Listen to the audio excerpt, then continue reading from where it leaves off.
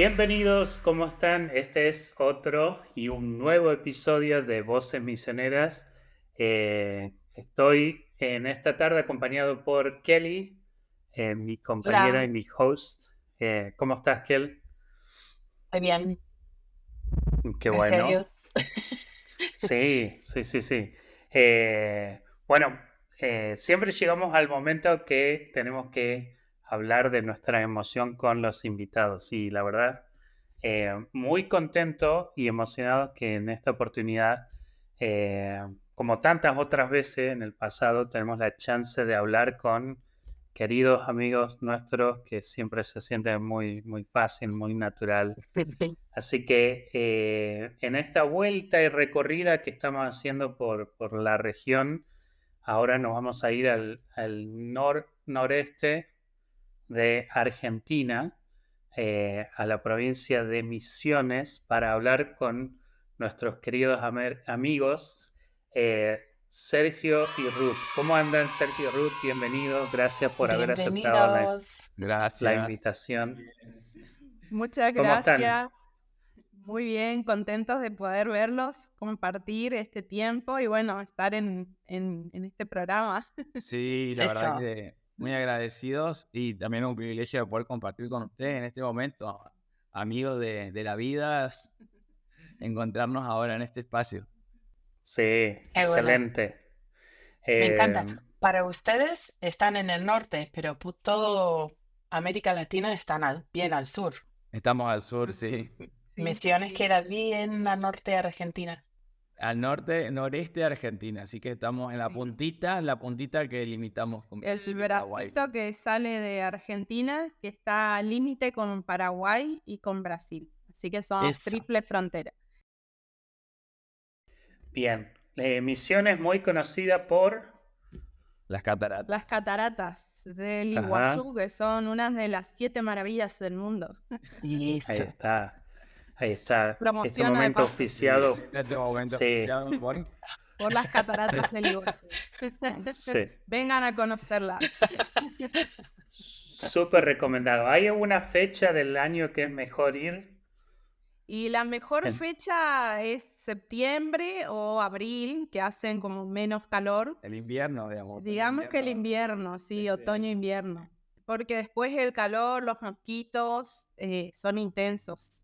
Así que Nos fuimos recomendable a sí. ver septiembre. con Tavo. Impresionante. ¿Conocieron? ¿Qué fue lo que más le gustó? Ese, la garganta del diablo. Es imponente, Sí, impresionante. Sí. sí, y bueno, último comentario para no colgarnos en las cataratas, pero ha habido mucho flujo de caudal, ¿no? Como que de Sí, repente hay mucha lluvia y algunas pasarelas se rompen o de repente está medio seco. sí. Es- Pasa que están conectados los ríos y cuando llueve mucho en Brasil, se inundan los ríos acá y ahí, bueno, suspenden, sí, porque se llevan las pasarelas, todo. Crece bastante y Culpa se de complica la Brasil. visita. Ah, No, de las Bueno, lluvias, de la lluvia. de las lluvias. ojo, ojo, No ojo. culpemos a Brasil acá, por sí, favor. no. Es más, le agradecemos el agua que Ah, manda. sí. Eso. Bueno, entonces súper recomendado, visiten a las cataratas y bueno, también pasen, saluden a A la Sergio Ruth. familia Grube, ahí, sí. Ah, no, Sí, Bueno, sí. la sí. provincia de Misiones, los esperamos para tomar tereré y mate.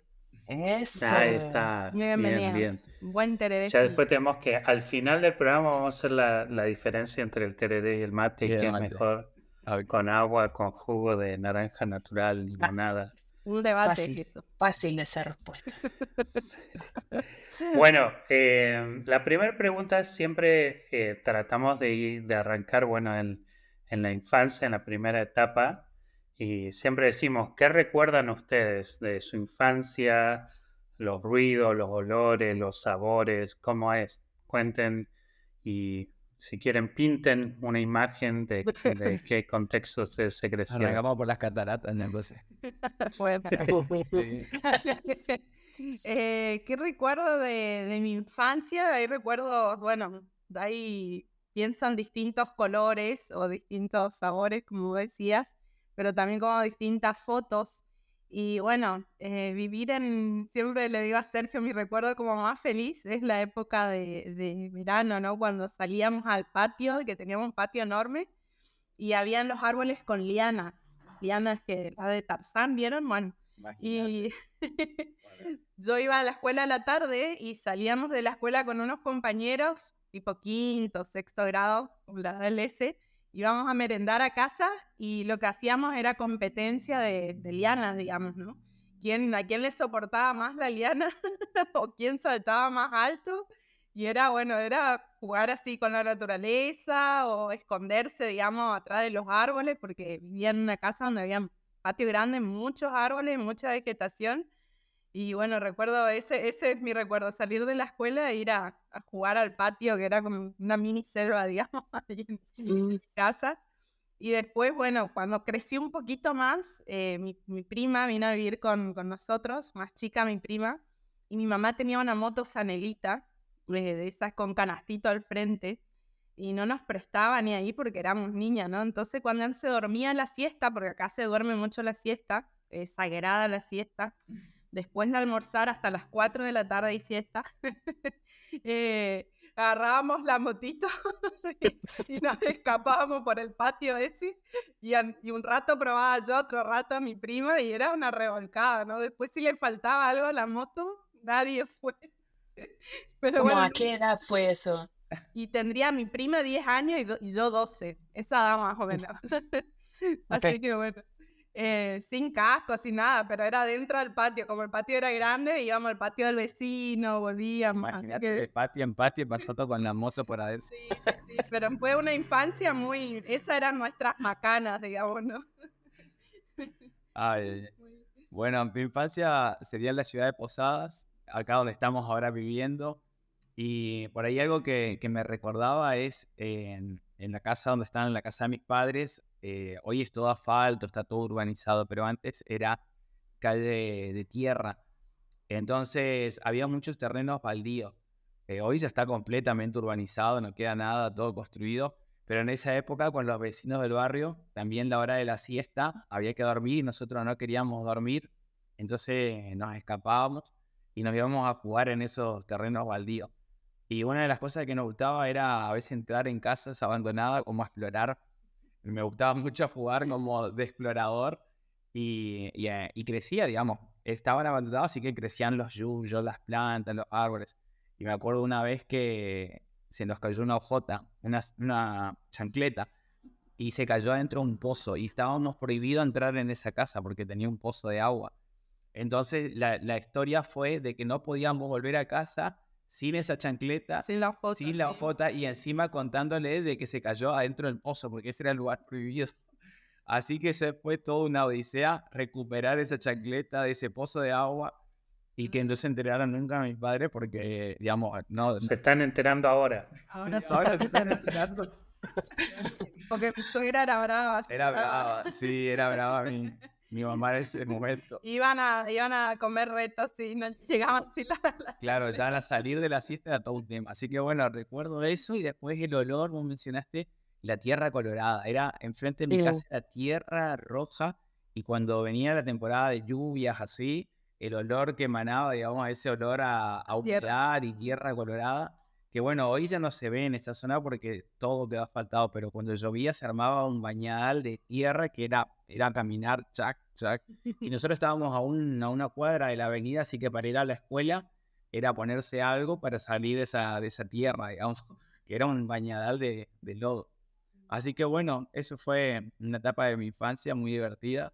Me divertía mucho cuando llovía, jugar ahí en el barrio. Las peleas con tu hermano no contaste. No, eso quedará para otro momento. Bueno, Cuando no había nada que hacer, nos quedábamos entre los dos y estar los dos dentro de esa casa chiquitita era para atención nomás. ya peleaban. Sí, Seguro, sí. Sabemos los hermanos cómo se pelean. Se pelean los hermanos, sí. Es la parte divertida. Ajá. Sí. Y cuéntanos, ¿cómo es que cada uno se conoció a Cristo? ¿Era por familia? ¿Cómo es que empezó esa etapa del caminar con Dios? Bien.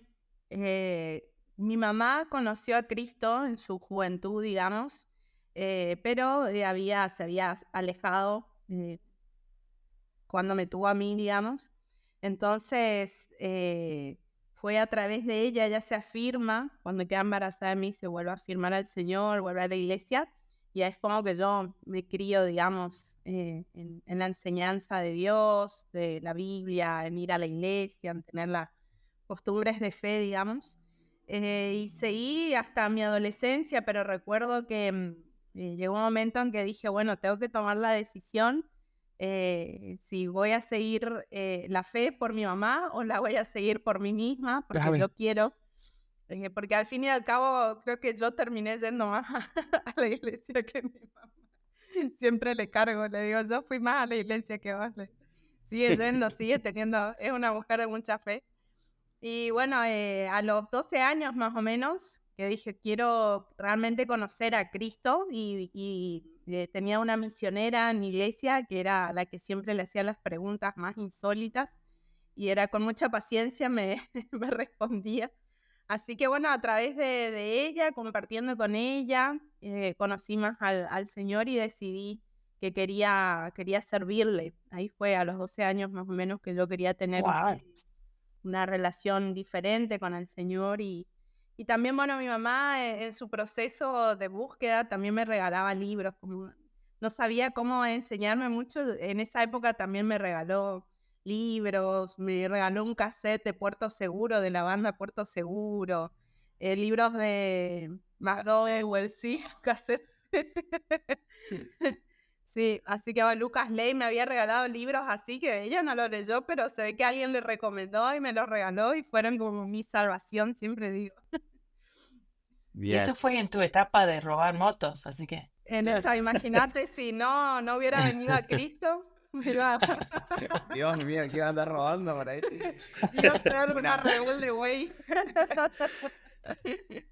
Cualquier cosa. Lee esto, hija.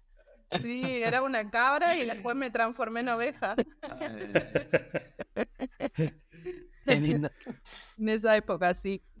Bueno, y por mi parte, en mi familia, digamos, crecí en una familia que mis padres ya concurrían a una iglesia cristiana, evangélica.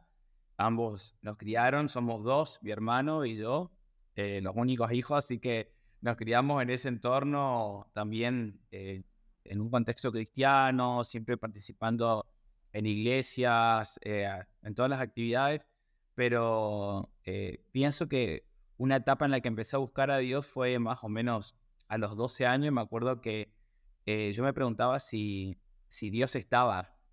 Y me acuerdo que yo salía al patio de mi casa cuando quedaba todo oscuro ya y me gustaba mirar las estrellas y le preguntaba si verdaderamente era cierto que Dios no existía y si estaba y si algún día o cómo lo iba a conocer. Y esas conversaciones como que después fueron teniendo otra búsqueda que me acuerdo que también dentro de mi iglesia aún me preguntaba que yo quería conocerlo, que quería tener como un encuentro con él para comprobar que era real esto que bueno, me hablaban mis padres. Y me acuerdo que pasó algo, digamos, como un momento muy especial en una etapa de mi vida que creo que habré tenido 12, 13 años que se dio dentro de la iglesia y para mí ese fue como un inicio de tener ese encuentro con Dios y después pasó un largo tiempo que me volví a encontrar en la universidad, que creo que fue otro tiempo en el que Dios se hizo presente en otra etapa de mi vida y pude como identificar que esta era una etapa real y precisa, pero fue como un largo tiempo de esa etapa de preadolescente, de búsqueda, a una etapa ya, diría, un poco más adulta ya, la etapa universitaria. Ya. Qué bueno. Pensaba que interesante que me toca hacerle la siguiente pregunta, que es cómo fue que Dios los llamó a servir a tiempo completo. Y pensaba que tuve la posibilidad de conocerlo a ustedes, creo que por el 2011, 9, capaz, 10, También. 2010. Antes de que nació Enzo. 2009. Sí, 2009, 2010. Sí, wow. Ahí fue. Yo me había ido a cuando estuvimos en La Plata. Bueno, 2009. Ujú. Pero yo los conocí, ya estaban sirviendo a Dios, estaban re involucrados en su iglesia, líderes de jóvenes, o sea, eh, era muy evidente que ustedes ya tenían mucho empuje y muchas ganas de servir a Dios. Esta pregunta es más en el contexto de hacerlo tiempo completo. Bien, ¿Cómo fue que Dios le marcó ese camino? Y sí, ¿cuándo tomaron esa decisión también?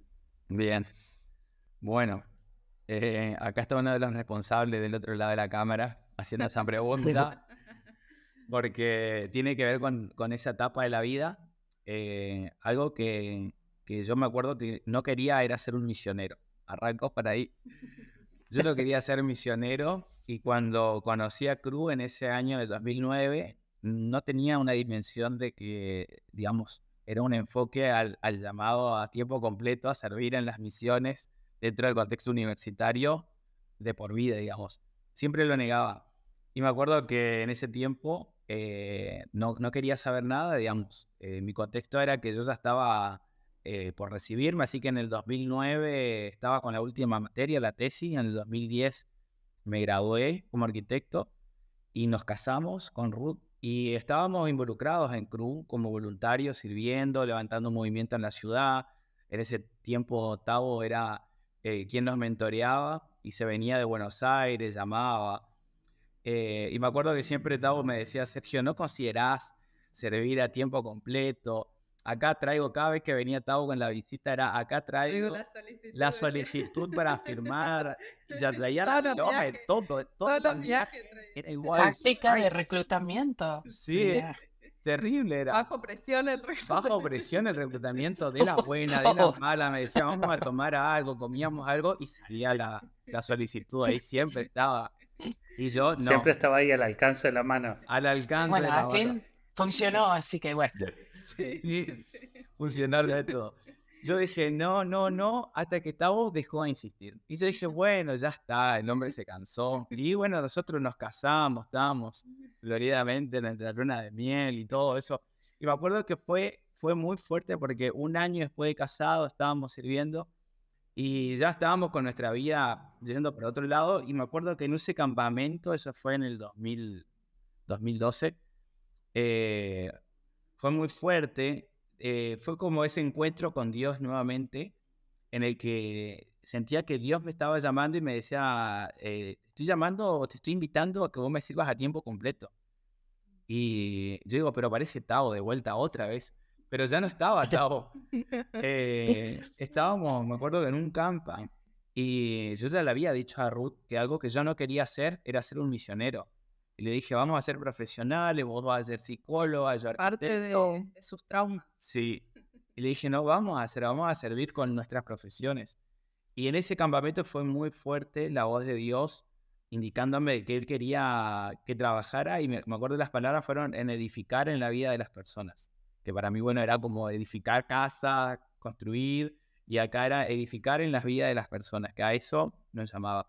Entonces dije, bueno, Dios, yo voy a hablar con mi esposa, si ella está de acuerdo, lo vamos a hacer. Y si me dice que no, no sé, será otra historia. Y me acuerdo que para que le pregunté a Ruth y ella estaba ya mucho más enganchada desde antes con toda la historia de su mamá y de dónde venía la iglesia también. Entonces me dijo que sí, que estaba dispuesta a que nos juguemos. Yo ya estaba trabajando como arquitecto, así que no era fácil entrar de un día para el otro. Así que en ese tiempo, me acuerdo que hablamos con quien era el director de Club Argentina, Mario Blois, y él me dice, como yo estaba todavía medio indeciso, me dice, ¿por qué no tomás, no pones una meta, 3 años? Pónganse una propuesta, trabajen por 3 años como misionero a tiempo completo y después, si no es lo suyo, vuelvan a su profesión, a su carrera. Así que bueno, digamos, lo tomamos por 3 años y mirá, hoy ya pasaron 11 años. 11 años de estar sirviendo a tiempo completo y creo que eso marcó un antes y un después en nuestra vida, en nuestras decisiones, todo lo que vino después. Sí. Y Ruth, vos habías llegado a la decisión o la seguridad un poco antes de Sergio, él dijo. Sí, ¿Cómo es que...? porque Eh, Antes de yo igual antes de entrar a la universidad, yo quería ser misionera, digamos. Yo estaba segura en esa etapa de la adolescencia que quería vivir mi vida, no en lo llano, digo yo, sino vivir la aventura de la vida cristiana. Y digo, bueno, Dios, si voy a estar en esto del cristianismo, voy a estar serio. De mentiritas, de guabú, decimos acá, no. Entonces, quise ir al instituto bíblico, pero mi madre no estuvo muy de acuerdo ahí, entonces hice la carrera universitaria primero, estudié psicología y bueno, después el Señor como que me fue llevando conocimos a Cru y era lo que yo quería hacer, la obra misionera, digamos, ¿no? En este caso, bueno, se dio de confirmar que en este tiempo era la universidad, de poder compartir con la generación, digamos, que venía y la generación que iba a estar en lugares estratégicos para nuestra nación y también para el mundo. Entonces, ahí es que decidimos, se confirmó, digamos. Por eso siempre le digo, el Señor no me habló a mí ahí, porque ya sabía mi corazón, le digo, te tocaba convencerte a vos. Mirá que Tavo fue insistente, digo yo. Así que bueno, en No, ese sentido. pero yo me acuerdo que aún, Sergio, como vos llegaste a ese primer campamento en 2009, fue muy diferente, ¿no? ¿Cómo es que te enteraste del campamento? Y mira, fue un correo, en ese momento fue un correo que Tienen que contar la historia de cómo fue que los dos terminaron ahí en diferentes campamentos, como a 10 kilómetros de distancia. Claro, el tiempo viene antes de eso, porque Ruth estábamos en la misma congregación y ella estaba trabajando con otra organización que también alcanzaba a los universitarios. Y en ese momento a mí me interesaba Ruth, entonces yo me iba a las células universitarias que ella organizaba. Y yo me iba a la célula para, bueno, para conocerla, para ver un poco qué onda había, todo lo que pasaba ahí adentro. El tema, pescaba algo. claro, yo estaba ahí, ¿viste? El tema es que yo es como que ya no quería más nada, como que no quería nada, no quería tener nada que ver con la universidad o el llamado a la universidad, sino que yo decía, bueno, yo voy a ser arquitecto, mi llamado está para los profesionales, ese es el target con el que yo me voy a encontrar. Y me iba a la célula para, bueno, conocer a Ruth y ver qué onda. Y ella estaba a full, ella estaba a fuego con la célula universitaria y tenía muchas compañeras del entorno de la Facultad de Psicología que ya estaban participando. Y ella me invita a un campamento, me dice, mirá, tengo un campamento. Y yo como que no sé qué onda. Y en eso me llega un correo y en ese correo decía Cruzada Estudiantil y Profesional para Cristo. Y cuando veo toda la presentación y el speech, hablaba de que iba a ser en un hotel, había esta actividad, y era enfocada a los profesionales. Entonces yo dije, mirá, esto es como para mí, dije yo. Y dije, debe ser lo mismo que Ruth, debe ser ese campamento que ella me insiste, que vaya al campamento. Yo estaba, como diría, un poco carnal en esa época. No quería ir a ningún campamento. No.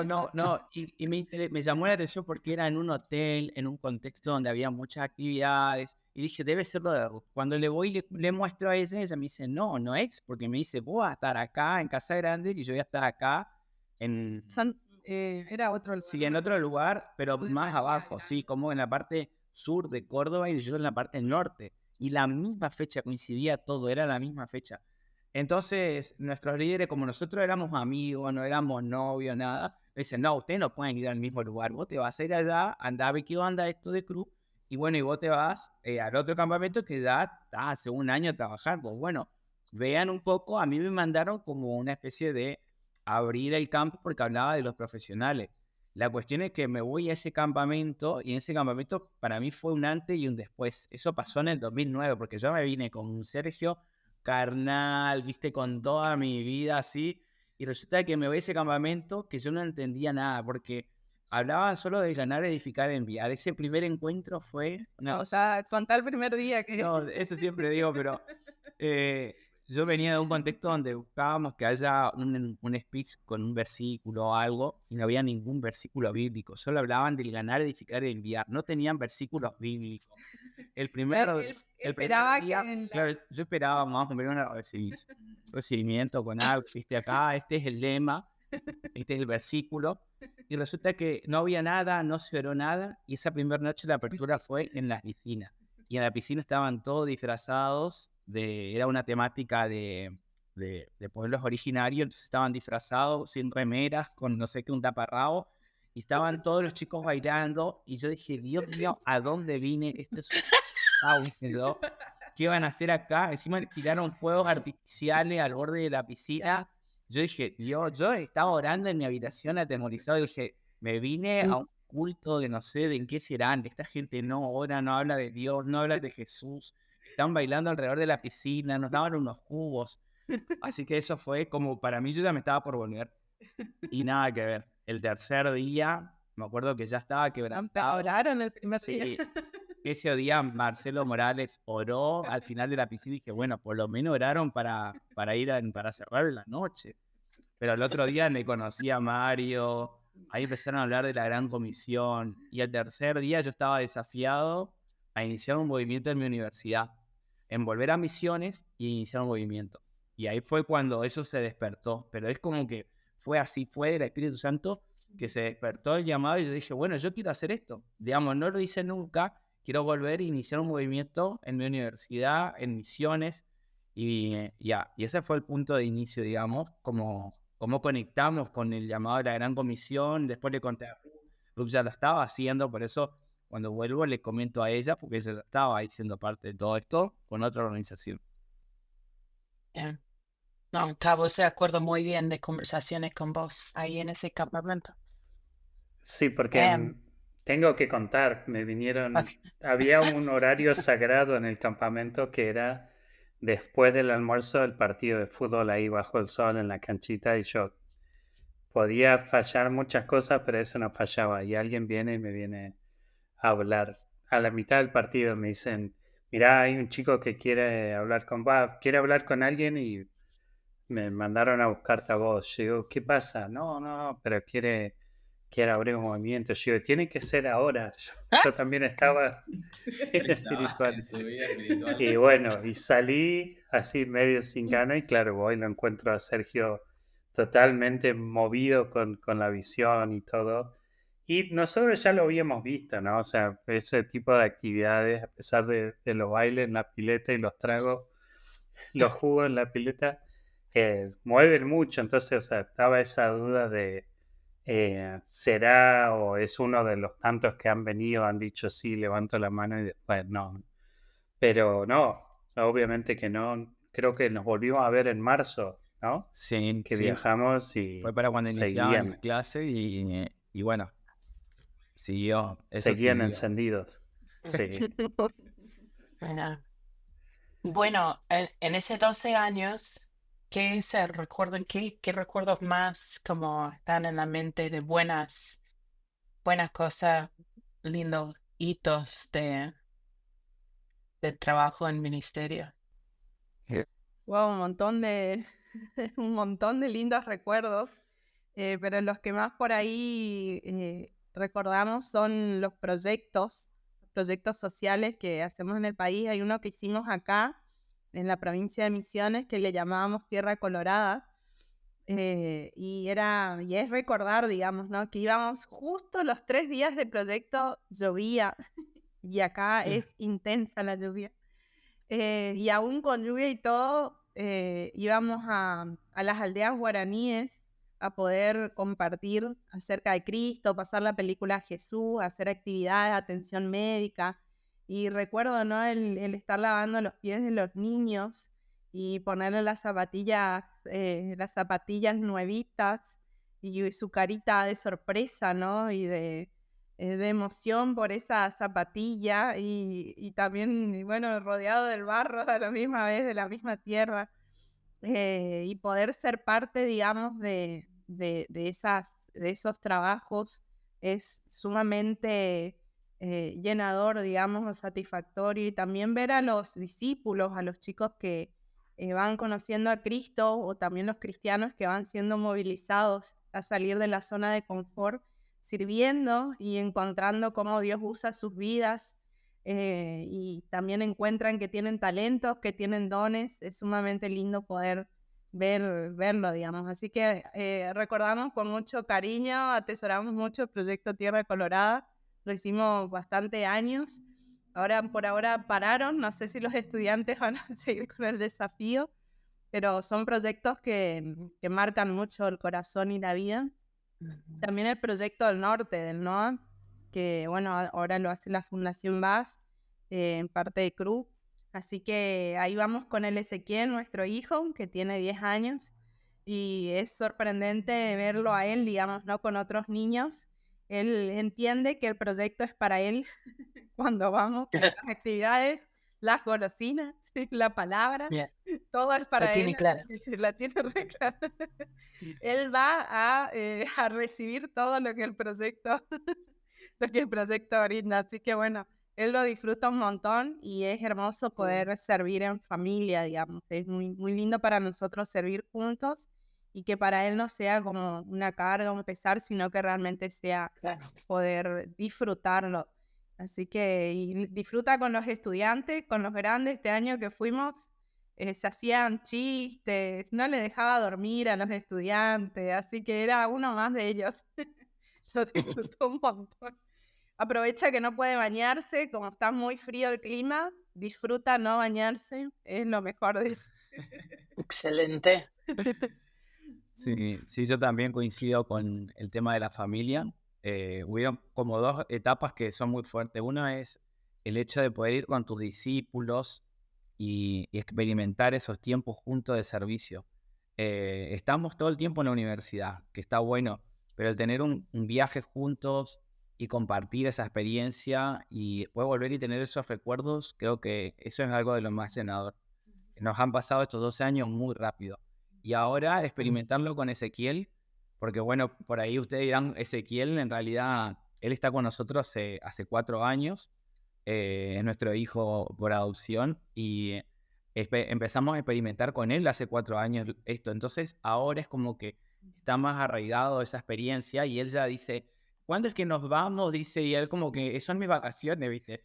Y nosotros le vemos, claro, para nosotros son ya 12 años, 11 de ir al proyecto, ya preparamos las valijas, todo. Pero él es como que nos movilizó una etapa nueva y fue explicarle que él lo asimile y hoy disfruta.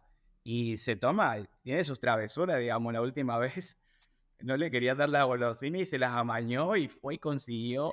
Entonces era uno mal, no, las golosinas también son para mí. Entonces toma sus derechos dentro del proyecto y le enloquece a los que están ahí a cargo, porque a veces nosotros estamos, Ruth está con algo, yo estoy con algo, entonces bueno, ¿con quién queda Ezequiel? Y bueno, se las arregla para estar con alguien y se las arma. Entonces, esas etapas son muy lindas. Y tuvo un momento muy especial que en un momento yo me dije, ¿dónde está Ezequiel? Se me perdió en este último proyecto. Y cuando voy a mirar, estaba con unos chicos, pero como una cuadra. Y digo, ¿qué estará haciendo allá? ¿Viste? Yo le estaba mirando y cuando viene, me dice, papá, yo le fui a invitar a esos chicos para que vengan también. Y había una jornada con juegos. Y le digo, ¿pero y qué le dijiste? Y le dije que estamos hablando de Jesús, pero que vengan a jugar, que vengan a compartir. Y verle a él, tomando ese y fue un instante, fue un segundo, fue, y los chicos no quisieron venir. Y él volvió y siguió jugando, siguió como en la suya. Pero eso para mí fue fuertísimo. Esto lo vivimos este año, fue muy especial empezar a percibir eso en su vida. Así que bueno, esas cosas te regala el servir juntos, en familia, y son únicas. Y él lo tiene como muy Qué bueno. marcado, digamos, agarra y dice cuando ¿qué hacen tus papás? Y mis papás son misioneros en la universidad y comparten de Jesús, dice. Él así, re sencillo. Sí, así que Sí. bueno. Qué lindo. Sencillo y bien claro. Bien claro. Bueno, si hay algo que recuerdo de ese tiempo que pudimos trabajar juntos era de visitarles por unos 3, 4 días, andar corriendo todo el día y llegar a la noche y tener conversaciones muy profundas, muy buenas, hasta la 1, 2 de la mañana y quedarnos charlando y hablar un montón.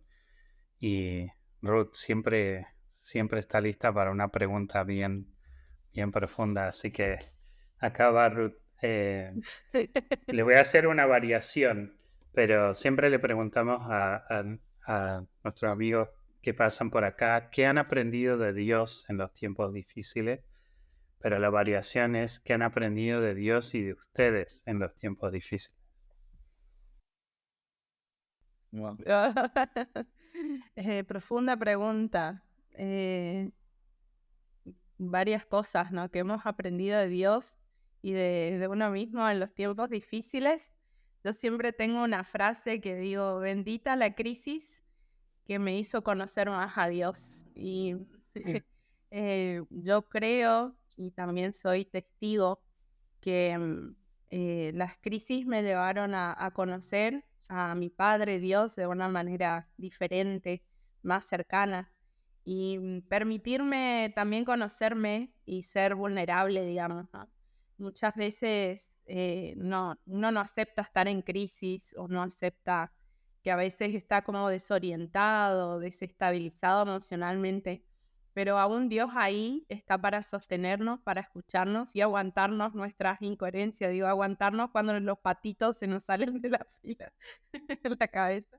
Y el Señor nos aguanta, ¿no? Pero también nos sostiene y nos ayuda en nuestro proceso y en nuestras incoherencias y nos ayuda a poder procesar lo que estamos viviendo.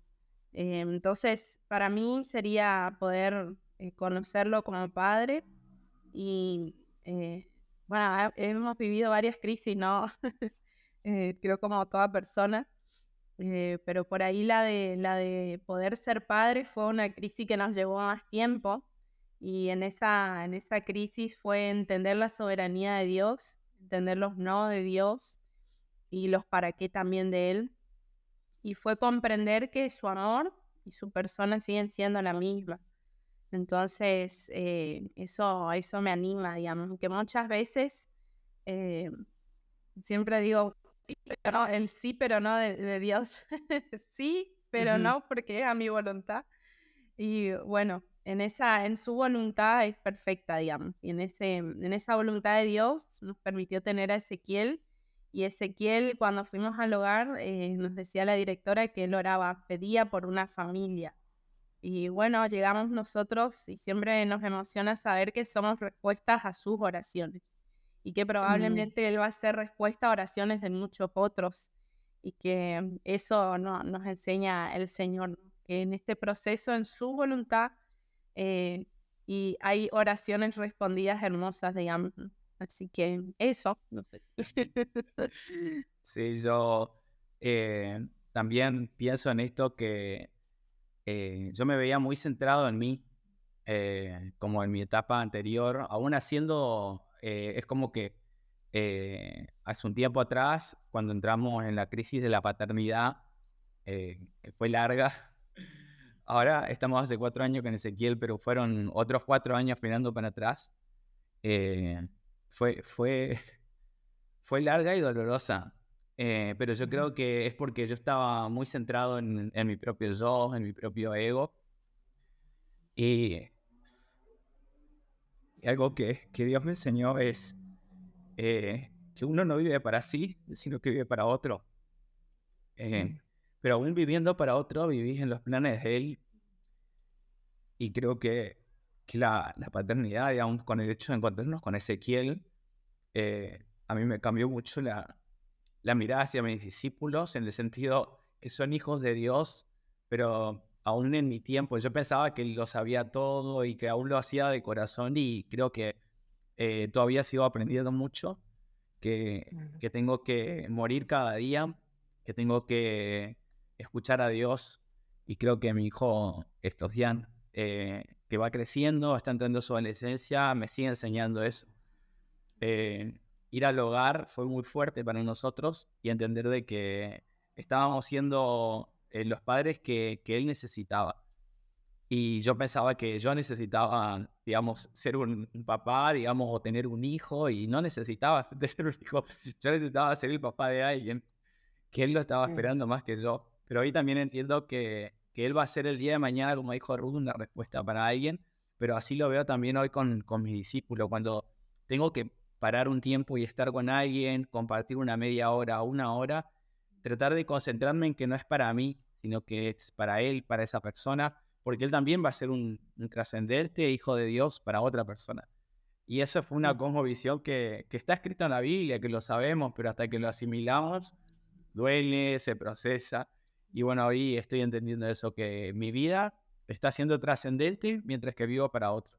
Y ese otro primero empieza en el propósito de Dios y después empieza en la vida de mi hijo, de mi esposa, en mis discípulos o las personas que Dios me permita usar como un proyecto que a veces estoy una semana o 2 días y me cruzo con alguien, esa hora es trascendente para la vida de esa persona. Así que bueno, trato cada día de entregarme más al propósito. Sí. Qué bueno. Gracias por compartir y sabemos que ha sido una ruta larga, ¿no? Pero es súper lindo verles ahora tu familia y los excelentes padres que son para Ezequiel. Es algo súper hermoso.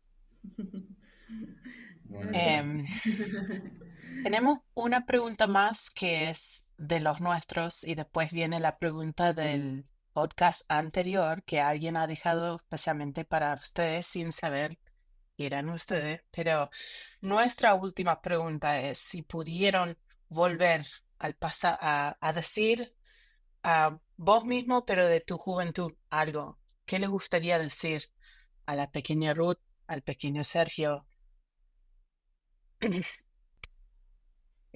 Pensé en algo gracioso y en algo, y en algo en serio. Voy a Bien, decir lo gracioso primero. ok. Lo gracioso que pensé es, Ruth, aprovechá, disfrutá, vete lo hermosa y flaca que sos porque no vas a ser más flaca después. Es Porque verdad. después que crecí fui aumentando de peso y no volví a bajar de peso. Pero en la adolescencia uno siempre piensa que está gordito. ese espejo. El espejo muy, muy malo. Me gusta, me gusta. Y después, hablando en serio, pensaba o pienso, digamos, en por ahí, que me diría que lo estoy haciendo bien, que no sea tan dura conmigo misma, que no me juzgue tanto y que siga amando a Dios, que Él me va a guiar, digamos, y que su fidelidad se va a cumplir en mi vida. Que crea, que confíe que Dios es fiel y que pueda tener un corazón sensible para perdonarme y para perdonar, digamos, ¿no? Y recibir el perdón de Dios sobre mi vida. Eso, creo que afirmaría lo que Dios hizo. Eso. Muy bien. Bien. No, y yo si me encontrara con el Sergito, digamos, Un Sergito adolescente. no sé si adolescente o más chico, por ahí le diría de que no, como que sea más espontáneo, que no pierda la espontaneidad, que disfrute porque Dios te ama así como sos. Le diría eso, porque sentí como que en una etapa de mi vida me volví muy rígido y muy exigente conmigo mismo y bueno, Dios tuvo que volver a romperme todo eso. Ahora entonces, Sergio, relájate, disfrutá, Dios está en el control, amá más a Dios, disfrutá de tu familia y amigos, creo que eso. Muy Qué bien. bueno. Muy, muy prácticas las dos. Todos los mensajes muy buenos para hacer. Creo que lo haría, me lo diría también todos. Bueno, la pregunta que nos dejaron en el último episodio tiene que ver con esta. Dice, todos los misioneros enfrentan en algún momento el deseo de dejar el ministerio. No sé si a usted le ha sucedido. ¿Cuál es su experiencia enfrentando las ganas de dejar el ministerio y habiendo elegido quedarse? Bien. Wow. Okay. Las ganas de dejar el ministerio y decidir quedarse. Y decir quedarnos. Bueno, yo te digo, por ejemplo, ahora pensaba en esto instante, miré rapidísimo mis 12 años para atrás y creo que todavía no he pasado por esa crisis. Te puedo decir que un punto de inflexión fue la crisis de la paternidad, pero fue como un huracán, un torbellino de muchas cosas. Emocionalmente fue duro y capaz que el dejar el ministerio no sé si fue por la gente o por lo que demanda, sino que fue por la crisis propia de uno. Es como tanta presión que vos decís, como que en un momento pensé basta. Y me acuerdo que fue como tal vez el punto de decir, bueno, voy a parar. No sé si dejarlo, pero a parar, pero porque estaba enojado con Dios, enojado conmigo mismo. Entonces, ese fue un punto crítico donde hubieron muchas cosas. Habían emociones que no podía hablar, no salían palabras, no sabía ni por qué. Por eso fue largo. Fueron unos 4 años, no sé si capaz 5. Entonces, como que en ese medio, puedo decirte que tal vez ahí fue el punto crítico de decir, iba a parar. Pero no sé si llegó tanto por la carga del ministerio. Tal vez vendrá más adelante. Así que te puedo decir de mi propio viaje, digamos. A mí me pasó, vamos a decir recientemente, pensarlo, pero también no sé si no fue por sentir pesada la carga o algo así, sino fue más por un desenfoque. Cuando Sergio lo nombran director de MDE Argentina y que yo debía acompañarlos, me encontré como perdida, digamos, y enojada en ese punto. Y fue como mi primera reacción, bueno, voy a dejar todo porque no sé cuál es mi rol. Y yo decía, soy la secretaria, tengo que ayudarlo, la colaboradora. ¿Cuál es mi rol? Ahora, No se ve el trabajo de la mujer, no se tiene en cuenta mi liderazgo, que yo no soy líder. Bueno, me enojé porque, bueno, no entendí mucho ahí en esa crisis, digamos, y me llevó como un año procesarlo, y ahí era como que quería dejar todo porque estaba yo en ese enrollo, digamos. Hablé con varias personas, varios me escucharon en mi crisis, por eso digo, Dios nos escucha en nuestras crisis, tiene misericordia de nuestras crisis. Y el Señor me respondió, digamos, me dijo que, orando, ¿no?, de que era un proceso donde yo debía entender lo que significaba acompañar a mi esposo, pero también dónde estaba mi valía, digamos, que mi valía o mi valor no estaba en un título que me den o en una posición, sino que estaba en que soy su hija y que era tiempo de aprender a ser hija de Dios, lo que significaba ser hija de Dios. Y que yo hoy debía estar siempre digo, en este limbo, que no sé bien qué hago, qué debo hacer, pero que está bien que esté ahí, digamos, porque estoy en un proceso de aprender a ser hija, y que eso es lo más importante que yo tengo, y que creo que todos los cristianos tenemos, pero a veces nos olvidamos, ¿no? Como que pensamos que somos cristianos por lo que hacemos, o que valemos por lo que hacemos, y en realidad ahí es donde nos perdemos. Y bueno, fue volver a que estoy acá y sirvo a Dios, no por la organización o por los jefes, digamos, sino que estoy porque es un pedido de Dios. Y por la generación que necesita conocerlo, las generaciones que se pierden, por eso estoy acá, digamos. Y que tengo que hacer lo que Él me manda a hacer, que Él me va a decir lo que tengo que hacer. Así que ahí voy, en pos de hacer lo que Él me dice y acompañar a Sergio y apoyarlo en las decisiones y en el liderazgo que lleva adelante, digamos. No digo que estoy totalmente acomodada, pero bueno, intento. Porque tengo un carácter un poco fuerte. Los que me conocen saben que soy un poco mandona y todas esas cosas.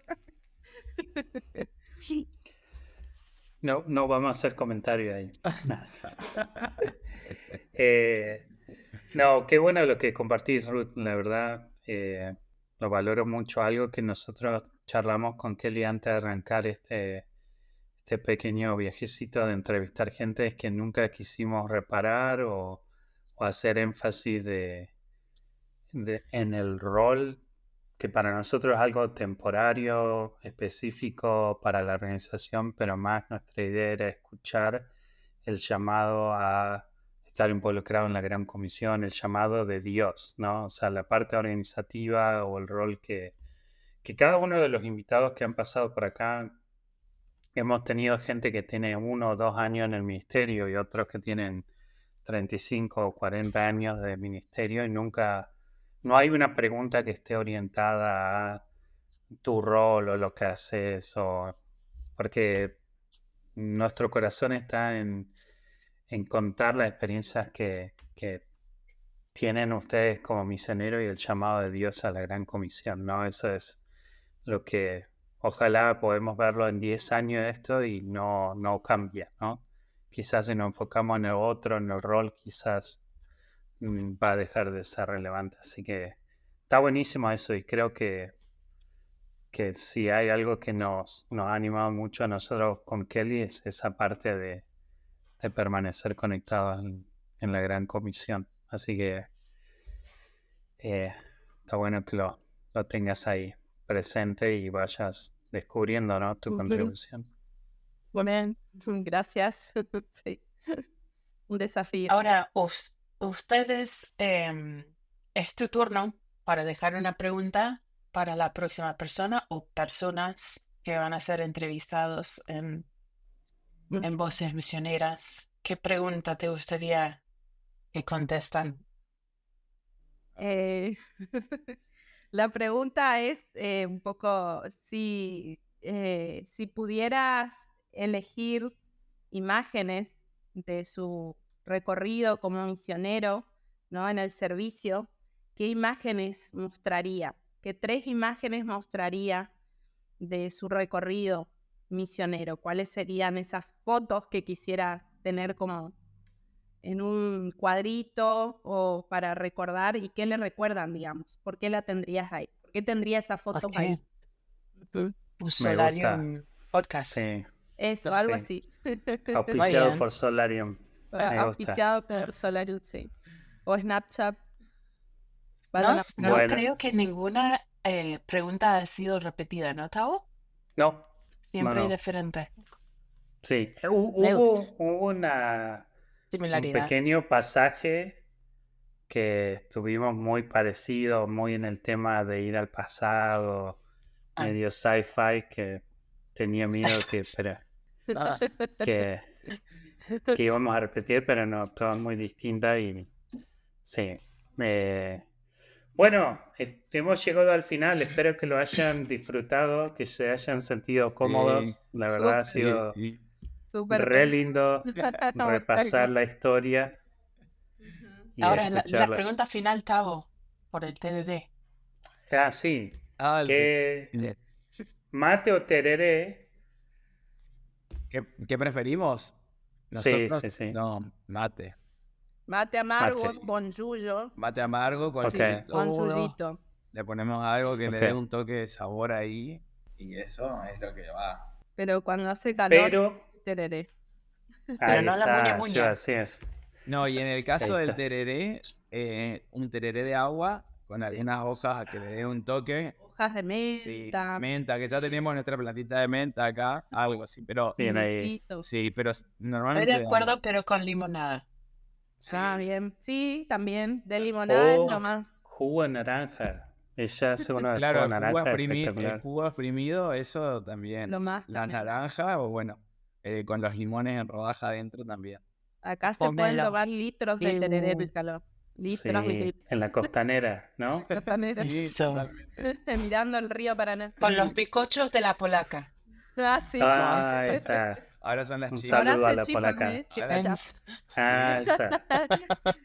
Para la pola, saludos, que mande chipas. Sí, Sí. que Hola. mande chipa. Todos sabemos de que si viajas con la pola, comida no te falta. Sí. Siempre Ahí hay está. bizcocho, chipita o algo ahí. Sí, Siempre su viaje. Pacuca. Qué lindo. Bien. Bueno, amigos, ha sido un verdadero gusto y un verdadero Sí. placer. Gracias por haber aceptado la invitación. Esto ha sido todo por hoy. Si no tienen idea qué es el mate del tereré, tienen que probarlo. Y bueno, como arrancamos, vayan a Misiones, visiten a Misiones, un lugar maravilloso en Argentina. Así que Bueno, sí, gracias. lo esperamos a la próxima. Nos vemos. Los Chao, esperamos. chao. Chao, chao. Bendiciones. Gracias, chao, chao. chao.